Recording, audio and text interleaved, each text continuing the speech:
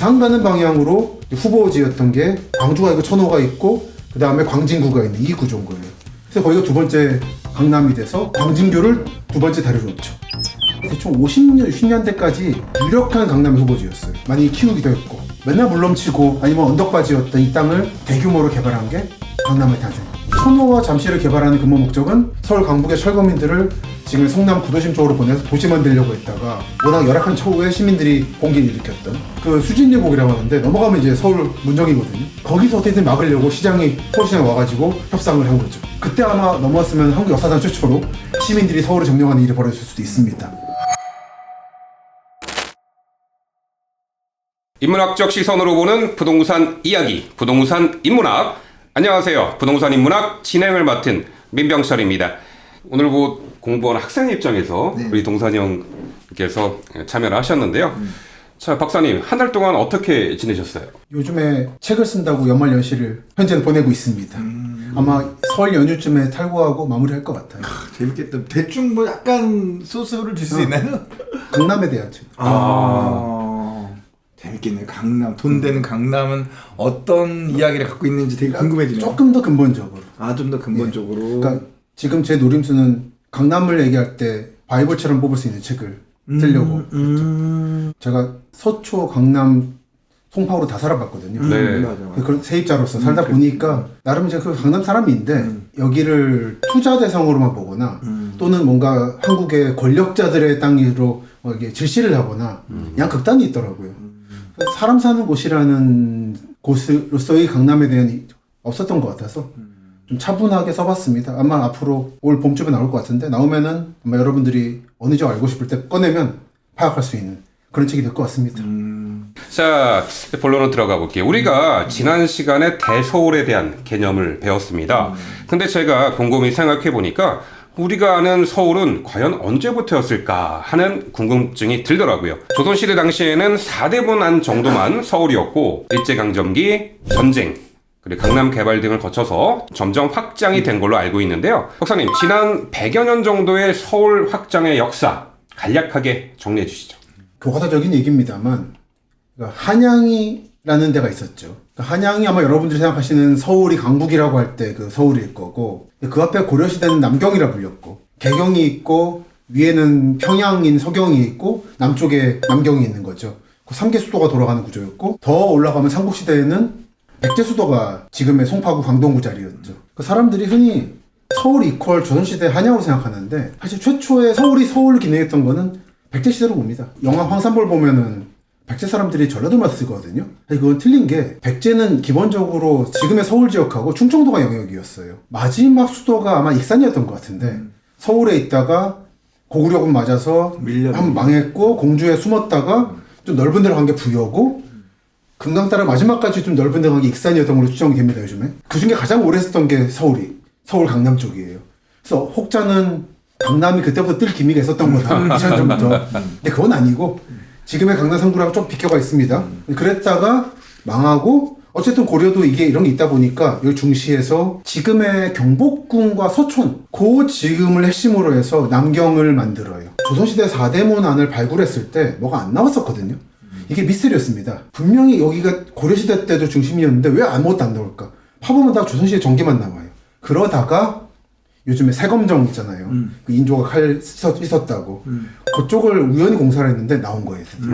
12, 13세기 있게 나왔습니다. 앞으로 그 동네는 공사하면 안 됩니다. 하면 다 이제 국보급이 나올 거라서. 땅 사면 안 되네. 네, 거기는 그러니까 마치 풍납토성이 투자는 나쁘고 거주하기 좋거든요. 그러니까 땅 파면 뭐 나오기 때문에 백제 2000년 등께 함부로 이제 재개발을 못 하는데 그러다 보니까 집에 헐면 그냥 헐고 공원이나 주차장을 만들어요. 쾌적하잖아요. 그 비슷한 상황이 아마 앞으로 서촌에 벌어질 거고 이 남경 구조를 살짝 동남쪽으로 내려와서 만든 게 한양인 거죠. 그러니까 여러분들이 머릿속에서 강남과 강북을 오고 갔었다라는 걸 염두에 두시고 그 끝에 한양이 있는 거다. 그러니까 100년을 말씀하셨기 때문에 이제 좀 복잡해지는 건데 100년이라고 하면 사실상 식민지 시기 얘기거든요. 1915년이기 때문에. 네, 그렇죠. 그때는 이미 한양이 있고 그린벨트라고 하는 성저심리라고 하는 개념이 있습니다. 대충 여의도는 그때도 강북이었어요. 근데 그거를 확 줄입니다. 그게 경성부인데 그게 35년까지 가요. 그러다가 36년, 지금부터 대충 90년 전이죠. 그때 하나는 경성을 동북쪽으로 올리고 지금의 성북구 쪽으로, 하나는 서남쪽으로 내립니다. 영등포로. 이거는 뭐냐면 원산, 서울, 인천 방향 이 축을 만들겠다는 얘기였던 거죠. 서울이랄까 조선의 기본 축은 그거였습니다. 그러니까 식민지 당국이 생각한 동북쪽과 서남쪽으로 한다. 여러분들이 타시는 제가 1호선이 그 라인인 거예요. 그러면서 지금 말씀드렸지만 영등포가 처음으로 이른바 서울, 개념이 정확하진 않은데 들어옵니다. 그래서 영등포는 최초의 강남인 거죠. 그러니까 지금도 강남 빌딩도 당산역 옆에 있고, 그 지금 당산 레미안 4차가 원래 강남 맨션이었고, 그게 강남이고, 그 영등포 영향권이 대충 동작구까지인데, 또 거기 강남 초등학교가 있는 거고, 강남 중학교가 있는 그런 거죠. 그러니까 제가 이런 얘기를 많이 해요. 서울의 미래는 사실 두 가지가 있었습니다. 영등포가 없는 미래가 있고, 있는 미래가 있었어요. 원래 영등포는 경기도 시흥군의 군정 소재지였어요. 그래서 영등포 북면이었다가 영등포면이 됐다가 승격을 시키게 되는데, 이때 고민을 빠집니다. 이 사람들이. 우리가 경성에 갈까 영등포시가 될까. 이때 이거 고민 끝에 영등포시가 되지 말고 경성에 붙자라는 결정을 내려요. 아마 그렇게 결정 안 하고 영등포시로 가겠다. 영등포부라고 했을 겁니다. 그랬으면 아마 지금의 충남상안과 전북이 군산처럼 이렇게 강을 바라보고 생긴 두 개의 도시가 됐을 거예요. 이런 도시 되게 많거든요. 김해와 부산이라든지. 그러면은 그저 가보면 아시겠지만 다리가 하나밖에 없거나 아예 없습니다. 서로 관계 없으니까. 근데 영등포가 경성이 되니까 다리를 놔야 되는 거죠. 그러면서 지금까지 이어지는 열 몇 개의 다리가 생기게 된 그 대원인은 강남의 땅을 서울에 가져가는 바람에 비롯된 거죠. 그리고 나서 두 번째 강남이 탄생하죠. 천호동이죠. 기본적으로 인천부터 서울 강북에 가는 라인에 영등포를 집어넣어가지고 첫 강남을 만들었고, 부산 가는 방향으로 후보지였던 게 광중구입니다. 광주가 있고 천호가 있고 그 다음에 광진구가 있는 이 구조인 거예요. 그래서 거기가 두 번째 강남이 돼서 광진교를 두 번째 다리로 놓죠. 천호동이 대충 60년대까지 유력한 강남의 후보지였어요. 많이 키우기도 했고, 택지개발 순서를 보면 영동 1지구, 서초구, 2지구 강남구, 그 다음에 잠실을 개발하는 게 아니라 천호를 개발해요. 그 다음에 잠실입니다. 천호와 잠실을 개발하는 근본 목적은 서울 강북의 철거민들을 지금 성남 구도심 쪽으로 보내서 도시 만들려고 했다가 워낙 열악한 처우에 시민들이 봉기를 일으켰던 이 지역까지 원래 서울에 편입할 예정이었어요. 그래서 여기 지금 옛날 경원대, 가천대, 그 수진예복이라고 하는데 넘어가면 이제 서울 문정이거든요. 거기서 어떻게든 막으려고 서울시장에 와가지고 협상을 한 거죠. 그때 아마 넘어왔으면 한국 역사상 최초로 시민들이 서울을 점령하는 일이 벌어질 수도 있습니다. 그래서 그 상태는 뭐냐면은 강남이라는 걸 국가적으로 봤을 때 영등포, 천호, 그리고 지금의 강남 3구, 광주를 묶어서 강남이라고 봤어요. 요게 대충 여러분이 생각하시는 100년 안의 서울의 흐름입니다. 여기서 성남에 떨어져 나가고 1강남과 2강남이 좀 사그라들고 1, 2 사이에 끼어있던 맨날 물넘치고 아니면 언덕바지였던 이 땅을 대규모로 개발한 게 강남의 탄생. 여기까지가 서울의 100년인 거고, 제가 흔히 말씀드리는 게 서울을 대표하는 건물이 3개 있습니다. 남산타워, 울산빌딩, 롯데월드타워. 요게 각각 서울의 중심에 이동을 보여준다는 말씀 많이 해요. 남산타워가 중심일 때는 강북만 서울일 때, 울산빌딩이 중심이 된 거는 영등포 지역을 편입하고 여의도 개발을 할 때, 그리고 롯데타워가 만들어지는 거는 우리가 아는 강남 지역이 서울의 중심으로 왔다라는 선언 같은 느낌. 그 아까 말씀해 주셨던 그 성저심리라는 그 단어 있잖아요. 그게 그 조선시대 때 그 서울 사대문 한양의 밖에 이제 심리에 그렇죠. 있는 지역 값싼 거죠. 을 그 성저심리라고 그렇죠. 하셨는데, 그 성저심리의 역할은 그 당시에는 어땠다고 보십니까? 지금의 그린벨트하고 많이 비슷합니다. 그쪽에 개발을 좀 제한하거나 예. 또는 거기서 이제 채소를 기르거나 해서 한양에 공급하는 역할을 하기도 하고 무덤을 거기 만들기도 하고.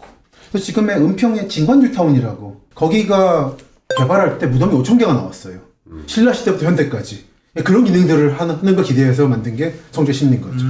네, 박사님, 이 책의 서문을 보면은 이 사람의 정체성은 어느 지역 사람보다는 어느 길의 사람으로 형성된다고 하셨는데요. 이 문구가 굉장히 공감이 가더라고요. 어떻게 이런 생각을 하게 되셨는지 한번 여쭤보고 싶어요. 저는 대중교통으로 다니다 보니까 아무래도 대단히 예민합니다. 교통 상황이. 최근에 고향 파주 쪽에 GTX A가 개통됐는데 네. 가끔 타거든요. 서울역 답사 갔다가 서울역 내려가지고 집에까지. 평소 같으면은 서울역 내려서 4호선 타고 3호선 갈아타서 대화까지 가고 이렇게 하면 한 2시간 걸려요. 집까지 가는 게. 네. 근데 얼마 전에 저 세종답사 갔다가 서울에 와서 딱 시간 잡았습니다. 여기서부터 GTX 타고 집에 형광까지 얼마 걸리나? 58분 걸리더라고요. 반으로 줄였어요. 현관까지. 현관까지. 그러니까 서울역에 내리는 순간부터 거기까지 딱 절반으로 줄어들었어요. 이렇게 되면은 그 당장 그래서 킨텍스역이라든지 운정역 주변에 아파트가 엄청 생기고 있는데 그러면 이제 서울 사람들이라든지 경기 남부 사람들을 살 수 있게 되는 거예요. 근데 그럴 때 이 사람들이 서울 출퇴근하는 거 말고 다른 파주를 많이 갈까? 그러니까 이쪽 사람들이 과연 파주 사람, 나는 파주 사람이고 원래 운정 사람이었구나 인식이 과연 있을까라는 생각을 자연하게 되는 거죠. 그 예를 들어 운정역을 최근에 갔었습니다. 아마 개통할 때 여기서 다른 파주 갈 때 30분 1시간 걸려요. 시청 가려고 그럴 때도. 서울역은 21분 걸려요. 어느 쪽이 더 가깝다고 느끼겠냐는 거죠. 이거를 몇십 년간 살면서 느껴온 거죠. 그리고 답사하다 보니까 사람들이 그렇게 움직이고 있다. 내가 강남구 사람이니까 우리 강남구 다 가봐야지가 아니라 내 집이 여기고 직장이 여기면 딱 여기만 움직이는 거예요. 그래서 여기 라인으로 세상을 바라보게 되는 이런 게 느껴져서 자연스럽게 그렇게 되는 거고 이 어느 길 사람이라면 가장 잘 보여주는 지역이 인천 검단이죠. 여기는 공항철도 타고 홍대 입구부터 검단, 검암, 영종도의 하늘도시까지 이어지는 라인이 있습니다. 여기 사람들이 과연 나는 인천 사람이다, 재물포 짠물 사람이다라는 생각을 할 것인가? 안 합니다.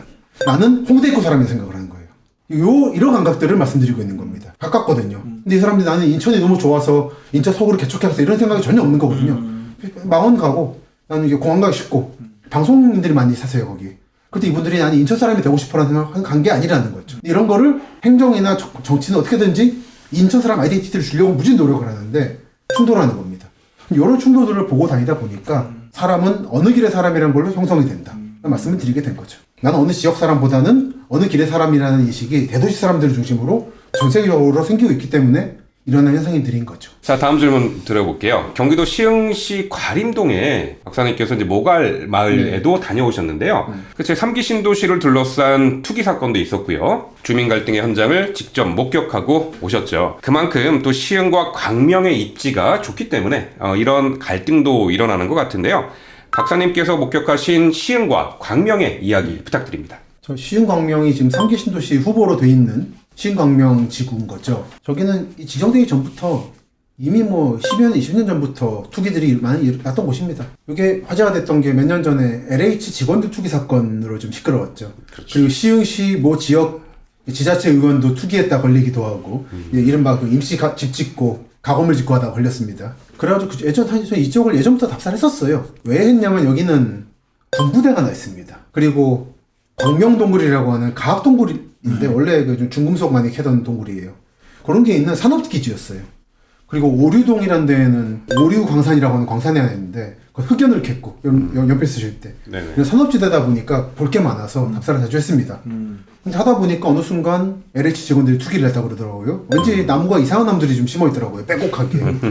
맹지. 그러니까 본인이 아니까 비싼 나무 심었잖아. 하는 거 아니에요. 터진 직후에 역시 그렇구나라고. 저 과림동 쪽이 뭐냐면은 그때 투기한 사람들이 돈 빌린 농협이 있는데 그 동네예요. 북싱은 농협. 전 딴 일로 갔는데 거기가 거기였구나라고 생각했고 어떤 계좌분하고 연결이 돼가지고 한번 좀 안내드리겠다고. 자주 가던 곳이라. 그래서 한참 투기했다라는 뒤를 갔습니다. 농부분이 계시기를 여쭤봤는데 이번만 한 게 아니라고. 알만한 정치인, 뭐 관청 인사들 다 했던 거고 이번에 저 인간들이 걸린 거다. 말씀하시더라고요. 이게 왜냐면 이게 위치가 너무 좋아요. 개봉이 있고 그리고 구로 있고 부천이 있는 바로 아래거든요. 그래서 여기는 사실은 길 쭉 해가지고 강 하나 흐르고 있고 뭘 개발해도 이상하지 않는 곳인데 왜 개발이 안 되느냐는 게 궁금했던 거죠. 근데 여기 이제 말씀드렸지만 군부대가 큰 게 있고 이 군부대는 기능을 합니다. 그래 군용 철도가 있어요. 이게 좀 자세히 말씀 못 드리지만 군부대 얘기라서 이거는 철도가 반드시 필요한 군부대입니다. 신도시를 만들더라도 주민들하고 갈등이 클 거예요. 거의 폐산 상태로 놓여 있다가 몇 년 전부터 다시 열차를 운행하기 시작했어요. 그게 오류동역까지 가게 돼 있거든요. 그래서 오류선이라고도 하고 옛날에 경기화학이라는 공장이 있기도 했고 그리고 또 하나는 영서 변전소라고 하는 변전소가 있습니다. 지금 제가 3기 신도시 말씀드릴 때 두 군데가 좀 애매하다고 말씀드리고 있는 게 하나가 시흥 광명이고 하나가 안산 의왕 군포인데 두 군데가 좀 거대한 변전소가 있어요. 얘들을 지중화를 시키거나 옮겨야 되는데 쉽지 않을 거라는 생각들을 많이 합니다. 이게 지금 단순하게 여기 지역의 문제가 아니라 한국이 요즘 반도체라든지 AI 이런 문제가 나오면서 전력 얘기 많이 나오잖아요. 전력망을 깔아야 되는데 밀양 송천탑 사태 이후로 한국 정부가 사실 손을 뗐습니다. 이 전력망 구축에서. 한전이 이걸 다 먹고 있는데 이런 한전이 할 수 있는 게 아니거든요. 국가 차원의 힘을 기울여야 되는데 사실 좀 중단 상태예요. 이런 상황에서 과연 신도시 짓는다고 변조소를 옮기고 하는 게 그게 스무스하게 될 것인가. 그래서 쉽지 않을 거다. 그런 생각들을 하면서 막 다녔던 거죠. 그걸 책에 썼었습니다. 자, 그럼 다음 주제 한번 말씀드려 볼게요. 제가 이제 책을 읽어보다가 이 48번 국도 파트에서 상당히 흥미로운 부분이 있었는데요. 3000번이라는 버스가 48번 국도를 타고 이 강화도에서 서울 신촌까지 운행을 합니다. 보통 강화도 하면은 인천 서해안의 외딴섬이라고들 생각을 하는데 실은 서울의 양 끝에서 끝으로 이동하는 것보다 강화도에서 신촌 가는 게 더 빠른 거예요. 그렇죠. 그렇다면 강화도도 서울로 출퇴근이 가능하니까 대서울권의 일부라고 당당히 말할 수 있는 거잖아요. 전 이 부분이 책에서 다루고자 하는 주제의 핵심과 가장 잘 맞닿아 있는 부분이 아닐까 싶었는데요. 48번 국도를 타고 다녀오신 김포와 강화도 그리고 대서울권에 대한 이야기를 간략하게 들어보고 싶네요. 기본적으로 강화도도 당연히 대서울권입니다만 출퇴근보다는 여기는 요즘 서울 경기 사람들의 전원주택지 그리고 쉽게 갈 수 있는 바다라는 개념으로 많이 뜨고 있죠. 3000번은 강화대교를 통해서 강화읍으로 갑니다. 북부로 가는 거예요. 최근에 또 초지대교가 모이면서 네, 남쪽이 열리고 있죠. 네. 이제 강화도는 이제 두 개가 열린 거고 이 3000번 버스 또는 3300번 버스가 이제 갑니다만 원래 저게 번호가 붙어 있는 버스가 아니라 시외버스였죠. 그 출발하는 데가 신촌 오거리 서남 쪽에 길쭉한 땅에 놨어요. 지금 가보면 공원 있고 약간 이상하게 길쭉한데 거기 원래 터미널 건물이 있었습니다. 네, 맞아요. 거기서 버스 타고 가면은 강화 여객 터미널 내려가지고 그 2층에 중국집 유명한데 거기서 먹거나 네네. 거기 강화도 군부대 사람들이 거기 많이 갑니다. 그런 흐름들인 거고 그러다가 워낙에 긴밀하게 운행하다 보니까 시외버스로서 기능을 없애버리고 아예 광역버스로 바꿔버린 사례죠. 근데 요즘에 저거 약간 이 책 쓴 다음에 또 상황이 바뀐 게 실제 강화도는 인천입니다. 근데 서울은 서울이고 중간에 끼어있는 땅이 인천이 없어요. 중간에 있는 건 김포 땅입니다. 그래서 이게 차고지 등록 문제가 생겨가지고 최근 지난해 편수가 절반으로 떨어졌어요. 그래서 지금 강화분들이 엄청나게 이제 분노하고 있는 상황이에요. 그래서 차라리 경기도로 돌아가가지고 김포하고 새로 관계를 맺겠다 이런 식으로. 이게 뭐였냐면 원래 강화도 사람들은 일제 때까지는 이제 황해도도 가고 서울로 배 타고 다니고 그랬던 상황이었는데 분단되고 나니까 황해도도 못 가고 한강 하류는 군사지역이라서 배가 못 들어갑니다. 그러다 보니까 어쩔 수 없이 이 3000번 버스 라인으로 시외버스 다니게 된 거예요.